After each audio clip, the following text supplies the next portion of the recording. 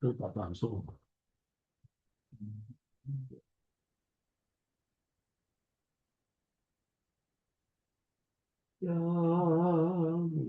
지금 시작이 돼 있네. 아닙니다. 어차피 그걸 해. 자, 시작합니다. 오늘은 다니엘 12장으로 들어갑니다. 네, 다니엘 12장 1절에서 4절 본문 말씀 바로 읽고 시작합니다. 그때라는 것은 흔히 말하는 말세라는 것이고 적그리스도가 출현했을 때를 말하는 거예요. 다니엘서의 흐름에 따라서는 큰 전쟁에 관한 환상을 보고 다니엘이 심히 앓을 만큼 그 백성들에 대한 혹독한 시련기가 있다는 것 때문에 금식기도 하고 했었던 그 내용을 가브리엘 전사가 와서 이것은 본 장래에 있을 일이고 네 시대에 있을 일은 아니다 라고 이제 말씀을 해주셨는데 그때라는 건 흔히 말하는 말세라는 말이고 다니엘 9장 27절 말씀대로 자면 71회의 맨 나중에 7일에 62일에가 지나간 다음에 긴 공백기가 있고 마지막 한 일회가 있는데 그 마지막 한 일회 때를 말하는 거예요. 그때라는 건 내 민족을 호위하는 큰 군주 미가엘이 일어날 것이요. 이 미가엘은 이스라엘의 하나님은 전쟁신이기도 하죠. 전쟁신. 그런데 전쟁이라는 것에 대해서 내가 여러 번 말씀 나눴고, 우리 이제 내가 죽은 다음에는 은장의 문제가 어떻게든지 해서 사람들을 설득하고 사람들이 뭐 당연히 설득하려고 이제 전도를 하면 반기를 들게 마련이죠. 기존 사상과 굳어진 관념이 있으니까. 그럼 그것을 부딪혀서 무조건 고칠 것이 아니고 설득을 하는 것이 목적이거든. 사람을 얻는 것이 목적입니다. 이게 많은 인내와 노력이 필요하죠. 교회 생활을 하면서도 뭐 이제 교회 지체들까지도 뭔가를 이렇게 뭐 동서남북 방향 구분 없이 무조건 막 그냥 들이받는 사람들을 만나게 되면 그걸 같이 쳐버리고 싶지만 그렇게 하면 사람을 잃게 되는 것이거든요. 세상 교계 목회자들이 믿는 성도들, 특히 집사님들, 장로님들, 권사님들 이런 분들을 실족시키는 것이 자기 비유에 안 맞으면 내가 강대상에서 쳐버리기 때문에 상처를 꼭 끙끙 앓다가서 나가가지고는 난 다시 이제 교회당에 안 간다. 예수 믿는 거 포기했다. 이러는 사람들이 많아지는 거란 말이야. 그런 걸 잘 생각해서 목회자는 인내를 기르는 거.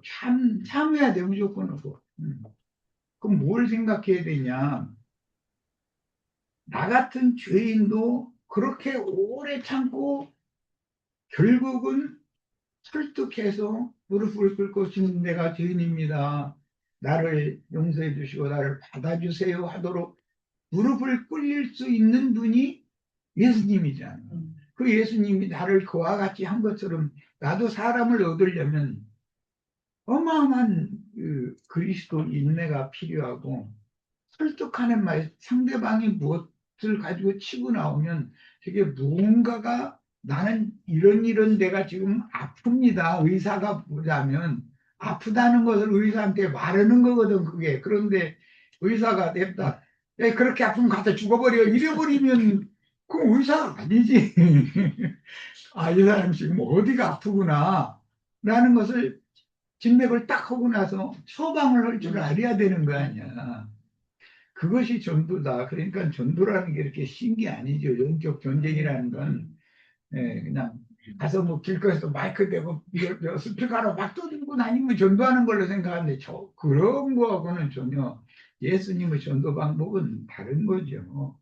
이런 걸 잘 생각하셔야 돼요. 이게 전쟁신이다. 전쟁신이라는 건 제일 중요한 것은 인내하는 거다. 상대방을 행복시키고 손들게 하는 것이 목적이지 도륙내는 것만이 목적은 아니거든. 그래서 이스라엘의 전쟁 수칙에 보면은 먼저 화목을 청하는 나팔을 먼저 불게 하고 우리는 항복합니다 하고 나오면 그는 받아주고 끝내 거역하고 대적하는 경우에는 할 수 없이 그때는 선전포고를 하고 쳐라 이렇게 돼 있는 거단 말이에요. 이게 전쟁 수칙이라는 것이 전도의 수칙이다라고 이해를 하면 되겠어요. 이게 이 네 민족을 이스라엘 민족 다니엘과 동족을 호위하는 군주 미카엘이라는데 이 미카엘이라는 이름 뜻은 잘 아시죠? 누가 하나님과 같으냐? 곧 내가 하나님이다. 하나님은 전쟁신이다라는 말인데 무조건으로 돌격해서 그냥 무자비하게 쳐 죽이는 신이 아니고 먼저는 항복을 권유하느라고 나팔을 불게 하는 거예요. 그 제사장들이 나팔을 불잖아요. 먼저 전쟁하기 전에. 그럼 그거 이제 전쟁 나팔이라고 그러는데 또 무슨 세상 나라의 일반적인 전쟁이라면 아니 나팔 불어서 전쟁한다는 게 말이 되는 소리예요. 그게 뭐 화살을 날렸다라든지 뭐 창을 던졌다든지 이렇게 해야 맞지. 그런데 성경을 읽어보면 일곱 제사장을 보내서 일곱 나팔을 불게 하잖아요. 그런데도 항복을 하지 않고 끝까지 그쪽에서 항전을 알아들으면 이제는 선전포고를 한단 말이에요.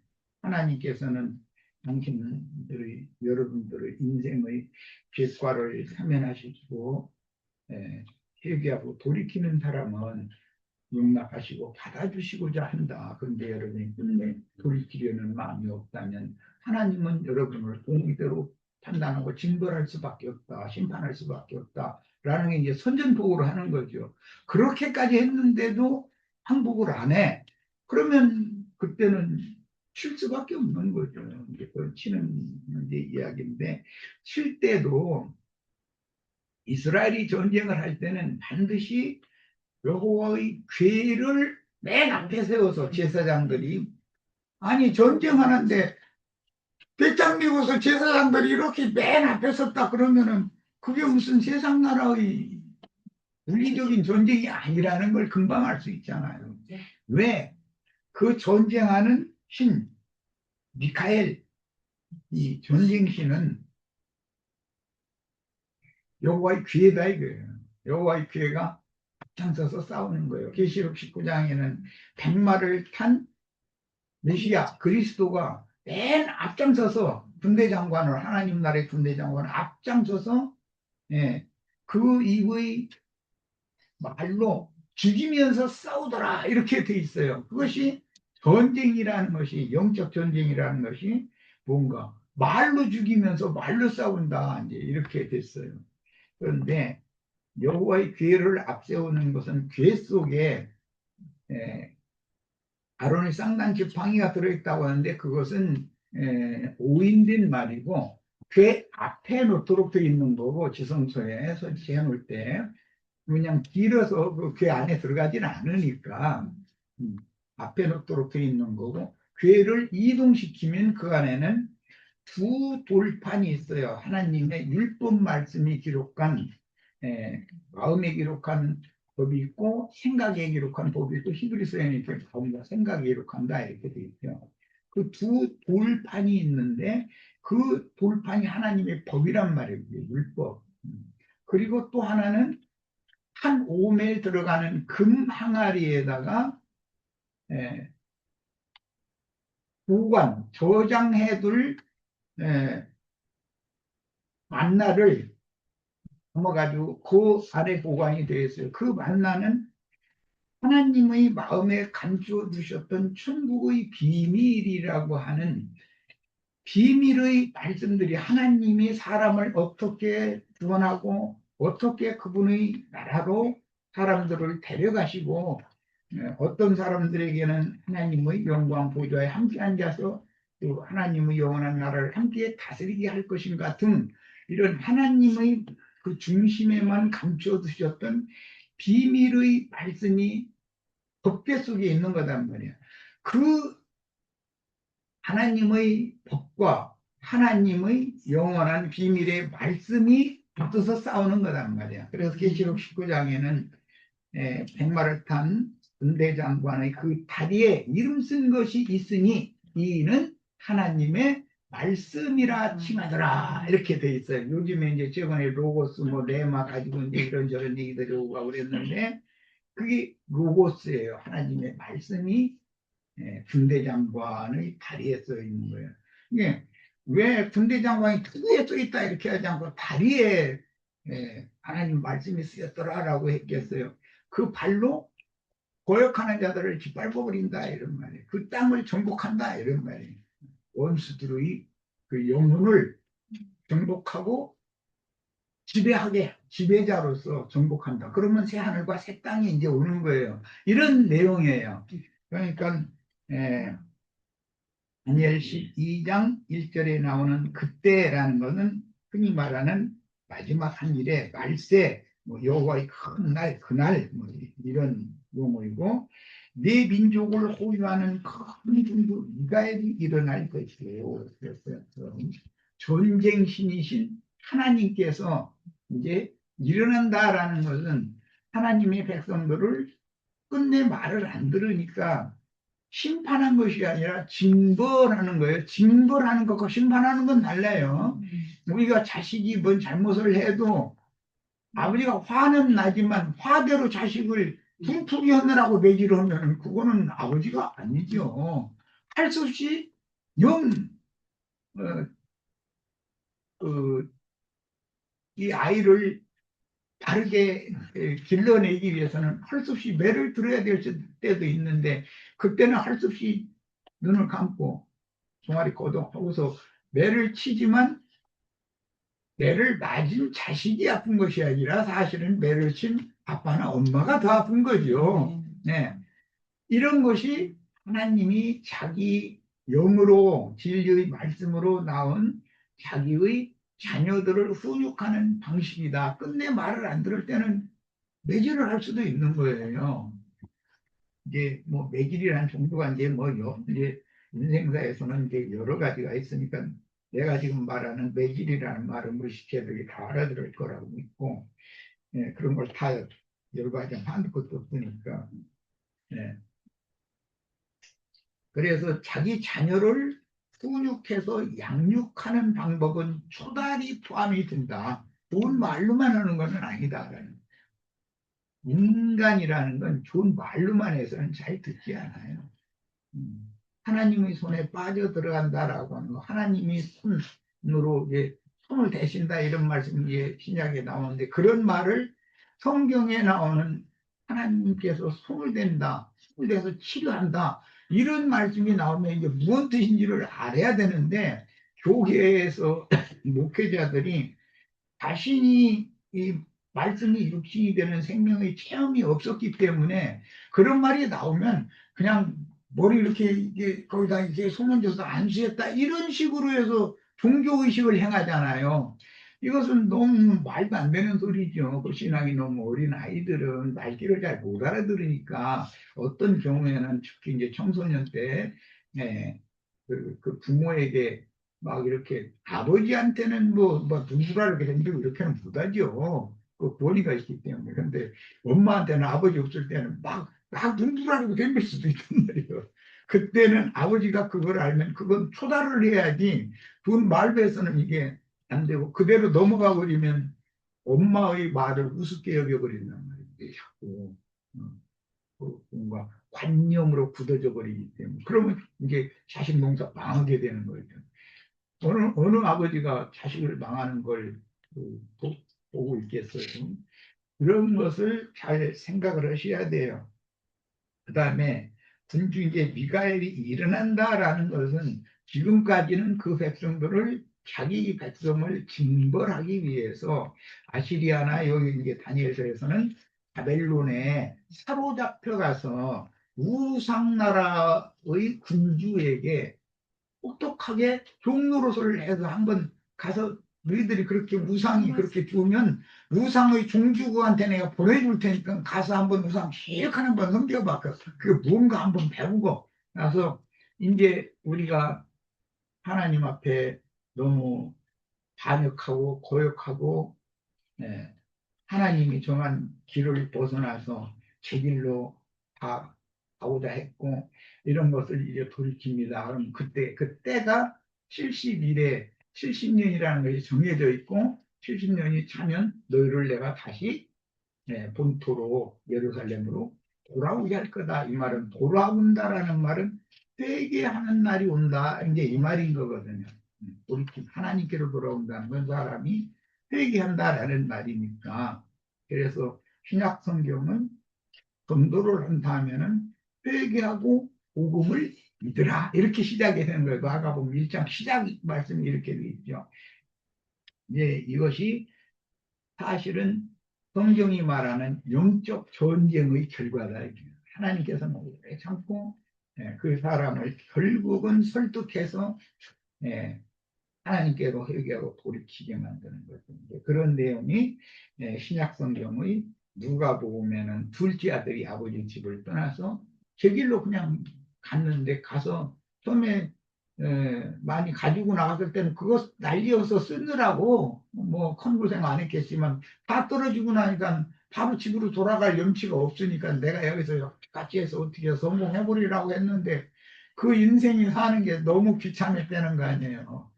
도저히 어떻게 할 수 없으니까 그때서 이로부터 맑은 신이 임해가지고, 내가 여기서 죽을 필요가 있냐. 내 아버지 집에는 아버지의 종이 곧 내 종인데, 분들이 배불리 먹는 분들이 얼마나 많으냐. 난 여기서 굶어 죽으면 이게 아버지 아들을, 내가 죽는 것은 고사치고 간에 아버지가 이게 말하자면 얼마나 수모를 당하겠느냐. 내가 내 아버지로 돌아가리라 해서 돌아온 얘기가 나와요. 또 물기에 보면 뭐 무슨 거든 나오미와 루시 나오는 얘기, 성경은 전부 다 이게 다 영적 전쟁사. 이 부속사라는 건 영적 전쟁사고, 하나님은 사람을 여러 가지 상황에 몰아넣고 나서 결국은 눈물을 흘리면서 회개하고 돌이키게 하는 것이 복음이다. 성경 내용의 중심이 이제 그런 거예요. 이것이 예, 내 민족을 호위하는 큰 군주 미가엘이 일어날 것이요. 일어난다는 것은 부활과 관계가 있으니까, 예, 그런 죄인들을 위하여 사람으로 오신 예수가 죽고 장사됐다가 부활되는데, 죽고 장사되는 기간이 70년의 포로 종로로 사는 기간이었죠. 이런 것이 다 성경의 내용이에요. 또 혼란이 있으리니 그 혼란은 이는 대국 이래로 그때까지 없던 혼란일 것이며, 예수님은 이 말씀을 마태복음에서 인용하실 때 전에도 없고 후에도 없는 혼란이다 이렇게 표현을 했어요. 이것은 여호와의 큰 날이라고 그러고, 역사상으로는 수리아의 네 장군 중에 이제 시리아 지역의 그 왕이 알렉산더가 세운 제국을 재통일하고 그보다 이제 땅을 더 넓혔죠. 그리고 나서 남방 왕과 전쟁을 하다가 승전하고 돌아가는 길에 영화로운 땅을 정복하고 성전에 자기의 우상을 세우고 돼지피를 뿌리면서 제사를 하도록 유대인의 제사를 패버리고 이제 그렇게 제사를 변질시킨 내용이 나와요. 이 사람이 안티오코스 에피파네스라고 하는 적그리스도의 모형, 예표가 되는 사람이었다는 거예요. 그 사람 얘기가 나오고, 그 사람으로 말미암아서 이스라엘의 독립전쟁이 일어났고, 이스라엘이 일시적으로 로마로부터 이제 로마가 헬라 제국을 정복하게 되기 때문에 로마 제국으로부터 이스라엘이 일시적으로 독립을 해서 이스라엘 왕국을 세우고, 헤롯이라는 사람이 왕 노릇을 할 때 예수님이 탄생된 거예요. 그러니까 모든 게 때와 모든 그 상황과 이런 게 다 맞아야 메시아가 오는 거죠. 메시아가 이제 그때 오셔서 이 예언의 말씀을 이룬단 말이에요. 뭐 제일 쉬운 것은 하나님의 성전에 우상을 세우고 그 우상 앞에 우상의 제물을 바쳐서 우상에 절하는 제사를 회복했을 때 예수님이 오셔서 성전에 들어가서 돈 바꾸는 자들의 상을 둘러퍼버리고 짐승으로 드리는 그런 제사법을 폐하기 위하여 우상 제물을 우상에게 바치는 제물을 전부 쫓아냈죠. 자, 이제 이런 일로부터 시작을 하니까 예수님을 만난 사람들은 이분이 메시아가 하는 일이다라고 생각하는 게 아니라 이거 우리가 애써서 안티오코스 에피파네스로부터 독립운동을 일으켜서 로마로부터 독립을 쟁취해가지고 성전을 새로 건립하고 거기다 지금 제사를 다시 회복을 했는데 이 제사를 못하도록 하는 이 사람이 메시아일 리는 없다고 생각했다는 거예요. 이게 그때로부터 예수님을 박해하기 시작한 거죠. 그게 이제 신약 성경의 복음서의 내용이에요.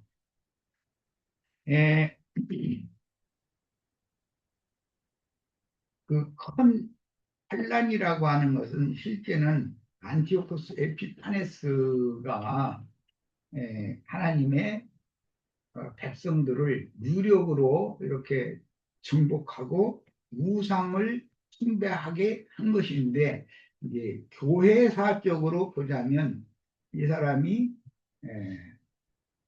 로마 시대에 로마에 의해서 예루살렘 성이 무너지고 이스라엘 나라가 멸망한 다음에 AD 313년에 로마 황제 콘스탄티누스라고 하는 사람이 기독교를 로마교로 칙령을 밝혀게 되죠. 로마 국교로. 그것이 곧 주님의 영적인 나라가 교회인데 교회를 로마 제국의 종교로 말하자면 발표해버렸다. 큰 힘을 가지고 있으니까 로마 황제는 이제 그 짓을 했는데 그것을 기독교계는 이거 봐라. 교회가 박해를 이제 그만 받고 모든 그 로마 제국에서 태어나면 다 기독교인이 되면 나물이 자라서 나무가 되는 말씀이 이루어진 거 아니냐. 복음이 막 온 세상에 지금 확산되는 얼마나 좋은 일이 일어났느냐. 이게 기적이 아니냐. 이렇게 해석을 한다는 거예요. 그런데 사실은 그게 아니고 주님의 순결한 교회를 세속화시키고 세상 법에 의해서 지배하게 만든다라는 뜻이기 때문에 이것이 우상의 왕국으로 변질시키는 거단 말이야. 그런데 기독교계는 그렇게 해석을 하지 않아요. 그렇게 해석하지 않고 기독교가 이렇게 미약하게 시작했는데 이렇게 막 어마어마하게 발전을 하게 하는 그런 아주 중요한 역할을 하는 사람이 로마 황제 콘스탄티누스라고 하는 흔히 말하는 콘스탄티누스 대제 이렇게 말하죠. 이 사람을 으뜸으로 친다는 거예요. 이런 것은 벌써 형제회 계보에 속한 사람들이 생각하는 그런 영적 판단력과 기독교계가 생각하고 있는 영적 판단력이 너무 다른 거예요. 극과 극으로 다른 거예요. 달라도. 이런 교회사가 계속해서 지금 이어져 오고 있어요. 사실은 적그리스도는 어떤 일을 하느냐. 순결한 주님의 교회를 진리의 순수한 말씀을 세속의 이제 그때 당시로는 로마는 자신들의 자체 개발한 문화가 없었고 헬라의 문화를 그대로 수입을 해가지고 그대로 통용을 했단 말이에요. 이게 헬라의 문화라는 건 대표가 뭐냐면 헬라 철학자들이 말하는 소크라테스니 많은 철학자들이 인생이란 무엇인가, 우주란 무엇인가, 뭐 조물주가 있다면 한 조물주가 아니라 여러 헬라는 신들이 나라니까 수백 수천 바람신도 있고 뭐 해신도 달신도 별도 별신들도 막 이게 눈에 보이는 별들마다 다 신들이고 뭐 전쟁 신도 있고 평화의 신도 있고 사랑의 신도 있고 뭐 하여튼 신이라는 신은 다 있어. 여기에 강한 풍요를 주는 신도 있고 어떤 화나면 흉년 내리는 신도 있고 뭐 막 태풍 불게 하는 신도 있고 등등 그런 것들을 우리 그 신들의 사상이라는 건 헬라 철학에서 나온 거란 말이에요. 그걸 일러서 헬레니즘이라고 그러고 인본주의 문화라고 그런다. 그 인본주의 문화가 근저에 깔려 있고 그것에 향해서 로마 황제가 로마라는 나라는 문화가 없고 그 문화를 수입해서 쓰는 나라니까 네, 하나님의 백성들을 박해하다가 박해해도 이게 끝이 안 나니까 에이 그러지 말고 그러면 국교화해주고 허용해주자 한 것이 사실은 하나님의 순수한 백성들을 세속화시킨 우상 인간 나라의 종으로 사로잡은 적그리스도의 행동이다라는 거예요. 이런 거에 대해서 이런 말씀을 통해서 우리 형제 자매님들이 잘 이해를 하시고 그다음에 나 이거 여기는 시간이 안 나와서 조금 남은 5분. 이해를 하시고 우리 형제 자매님들이 진리의 신앙을 지키고 이제 계시록에서 14장에서는 정절을 지키는 그들만 어린 양의 신부가 된다 이렇게 했는데 신앙의 정절을 지킨다는 것은 박해에서만 살아남는 것, 박해를 대적하는 것만이 정절을 지키는 것이 아니고